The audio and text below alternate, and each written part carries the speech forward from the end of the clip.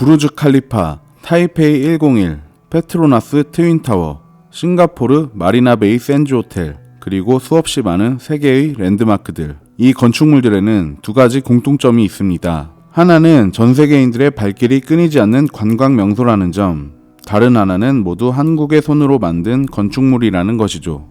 이렇게 네로라 하는 랜드마크들은 전 세계 최고의 기술력으로 만들어내는 한국이 왜 국내에선 힘을 내지 못하는 것일까요? 한때 높은 시청률을 기록했던 어서와 한국은 처음이지는 외국인들이 한국 여행을 통해 낯설게 느꼈던 한국에 대한 감정과 정서를 나눈다는 신선한 아이템으로 케이블 전용 채널에도 불구하고 전 국민적 사랑을 받았습니다. 그런데 프로그램이 한두 해 계속되다 보니 외국인들이 다니는 동선이 다소 한정적이었습니다. 매번 신촌, 명동의 번화가와 남산, 경복궁, 한강, 놀이공원 등 영상에 나오는 장소는 단조롭고 중복이 많았죠. 제작진도 이에 대한 고민이 많았던지 나중에는 인종과 나이를 어색하게 섞어가며 시청률 유지를 위해 고심한 흔적이 보였습니다. 그렇다면 우리나라는 볼 것이 왜 이렇게 단조로울까요? 대한민국에는 국민 세금을 효율적으로 쓰기 위해 만든 예비 타당성 검토 제도가 있기 때문입니다.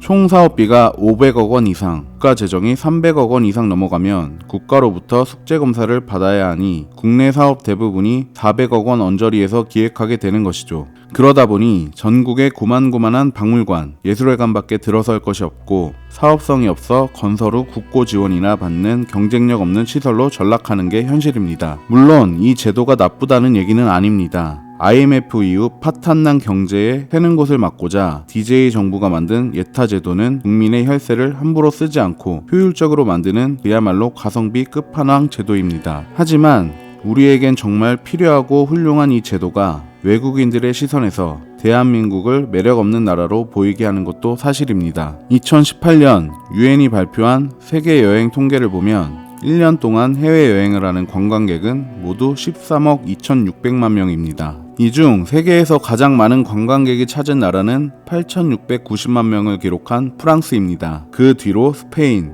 미국, 중국 등 순입니다. 우리나라는 몇 위일까요? 누적 관광객은 1,330만 명이지만 수치가 낮아 아쉽게도 통계가 제공하는 순위 안에는 들지 못했습니다. 옆나라 일본 또한 10위 안에 들지 못했지만 2,870만 명으로 우리나라의 2배를 훌쩍 넘는 관광객을 유치했습니다. 그럼 외국인 여행객들로 가장 돈을 많이 번 나라는 어디일까요? 예상하다시피 1위 미국과 나머지 유럽 국가들이 포진해 있습니다. 여기서 주목할 점은 한국의 강남구보다 작은 마카오가 9위, 그리고 옆나라 일본이 10위에 이름을 올렸습니다. 마카오야 워낙 카지노로 유명하니 이해는 되는데 관광객 순위 10위 안에도 못 들어간 일본이 관광 수익으로 돈은 전 세계에서 10번째로 번다니 배가 조금 아프네요. 우리나라를 찾은 1330만 명의 여행자 중 서울만 찾은 사람이 1000만 명인 걸 보면 외국인들이 보기에도 우리나라는 서울 외에 갈 곳이 없습니다. 그마저도 동아시아 출장을 온 외국인들이 환승을 위해 한국을 거치는 경우가 대부분이고 우리나라 대부분의 관광 수익은 명동, 신촌 일대 화장품 가게를 휩쓸고 다니는 중국 유커들에 의해 유지되고 있습니다. 국가의 기간 산업이 관광 산업에 너무 치우쳐 균형을 잃은 나라들도 많이 있지만 우리나라는 관광 자원이 너무 없는 게 사실입니다.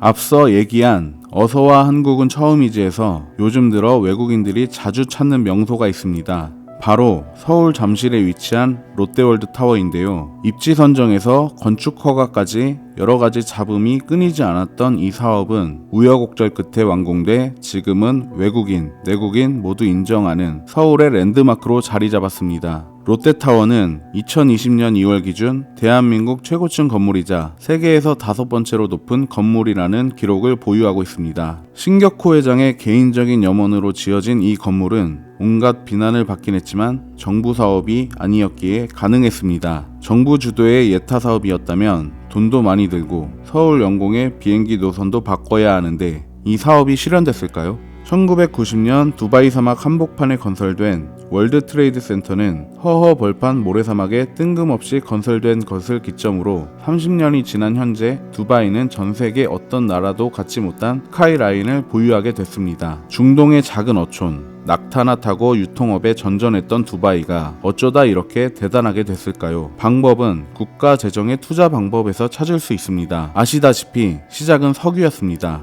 운 좋게 석유가 쏟아져 나오면서 로또를 맞았지만 가채 연수가 이웃한 국가보다 현저하게 짧았습니다. UAE는 석유로 만들어진 시드머니를 도시를 만드는 데 투자했습니다. 미션은 200년에서 300년간은 석유 없이도 먹고 살 수 있는 부가가치를 만들어내는 것이었죠. 그렇다면 무엇이 필요할까요? 그저 여기저기서 볼 수 있는 것이 아니라 세계 최대, 최초, 최고를 해답으로 찾았습니다. 호텔은 그저 그런 5성급이 아닌 7성급으로 건설하고 빌딩은 세계에서 가장 높게 지었습니다. 기왕 바다를 매립하는 거 세계 지도나 야자수 모양으로 만들었습니다. 시드머니는 나라가 투자할 것이니 일단 사람들이 구경 올 수 있게 하는 게 두바이의 전략이었습니다. 사람이 찾는 인프라를 조성하면 관광 수익은 물론 글로벌 기업도 몰려온다. 이것이 그들의 투자 방식이었습니다. 두바이와 마찬가지로 세계 최고의 도박 도시 마카오도 처음부터 화려하진 않았습니다. 명나라 집권 당시 남쪽의 허름한 시골 섬마을이었던 마카오는 16세기 포르투갈 왕국의 부대가 도착한 뒤 20세기가 될 때까지 사람이 살기 불편한 뻘밭이 되었습니다. 이곳을 점령한 포르투갈이나 원래 주인이었던 중국이나 안중에도 없던 땅이었죠. 오죽하면 포르투갈은 1974년 카네이션 혁명 이후 마카오를 반납하겠다고 중국에게 제안했지만 중국은 반환을 거부하기까지 했습니다. 마카오가 현재 모습이 된 배경에는 스탠리오가 있습니다. 홍콩 출신 스탠리오는 1961년 헨리폭과 함께 카지노 시설 운영에 독점 계약을 따냈고 2001년 시장 개방을 앞둔 스탠리오는 마카오 정부에 파격적인 제안을 합니다.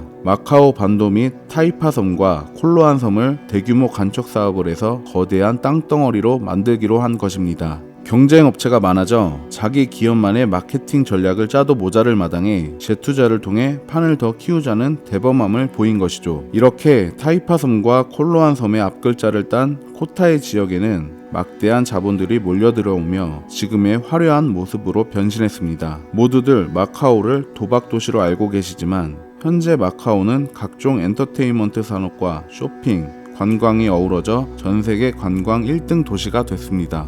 만약 두바이와 코타이 이 두 도시의 사업이 한국에서 제한됐다면 어땠을까요? 사업은 비효율에 경제성은 없어 보이고 말도 안 되는 기획안을 낸 담당자는 다른 직장을 알아봐야 할 수도 있었을 겁니다. 다시 말하지만 예타 제도나 효율성을 따지는 게 나쁘다는 것이 아닙니다. 좋은 제도이지만 그래도 항상 예외는 있다는 것이죠. 사실 우리나라도 대단한 투자 DNA가 있습니다. 소달구지 끌고 다닐 때 과감하게 경부고속도로에 투자했고 사업성 없다고 다 뜯어 말리는데도 포항제철을 만들었습니다. 서울 올림픽은 어땠나요? 유치 초기 막대한 시설 투자비로 다들 나라가 망할 거라고 말렸지만 동아시아 변방이었던 대한민국이 세계 중심으로 발돋움하는 시발점이 됐습니다. 선진국 반열에 들어선 우리는 또 다른 방식의 투자를 해야 할 때가 아닌가 싶습니다. 무엇을 만들던 세계 최고 수준의 인프라와 기획으로 전 세계인을 끌어들여야 한다는 것이죠. 기술력은 이미 세계에서 정평나 있는 수준이니 더 이상 남의 나라에 랜드마크만 만들어줄 필요가 있을까요? 관광객은 물론 외국 자본까지 현혹시킬 만한 어마무시한 랜드마크를 만들어 투자를 유치하고 이를 재투자하는 것이 앞으로의 대한민국의 새로운 성장 동력일 수 있습니다. 규제도 좋고 투자 적격성도 좋지만 그저 그런 대한민국을 탈피하려면 혁신적인 투자 방법과 미래 가치를 고려하는 시각이 우선입니다. 가끔은 우리가 지켜온 오래된 가치가 오히려 독이 될 수 있기 때문입니다. 진짜 제대로 된 투자를 할 줄 아는 나라가 필요한 시점입니다.